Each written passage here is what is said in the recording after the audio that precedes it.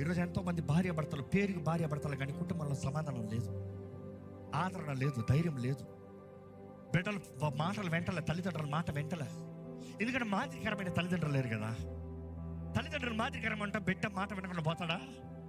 క్రమశిక్షణతో పెంచబడిన కుటుంబాలు లేవు కదా. ఏ క్రమశిక్షణ? లోక క్రమశిక్షణ కాదు, వాక్యం ఏం చెప్తుంది? వాక్య క్రమశిక్షణ.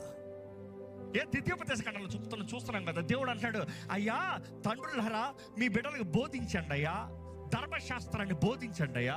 వారు పడుకునేటప్పుడు, వారు కూర్చునేటప్పుడు, వారు బయటికి నడిచేటప్పుడు, వారు ఎక్కడికి వెళ్ళినా కూడా ధర్మశాస్త్రాన్ని బోధించండి. ఈరోజు తల్లిదండ్రులకు తెలుస్తానే కదా బిడ్డలకు బోధిస్తానికి.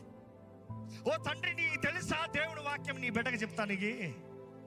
అమ్మ నువ్వు అంటున్నావు, రే పిల్లలారా వాక్యం చదవంటారా, నువ్వు చదువుతాం, వాళ్ళు చూస్తానే కదా వాళ్ళు బైబిల్ పట్టుకుంటానికి.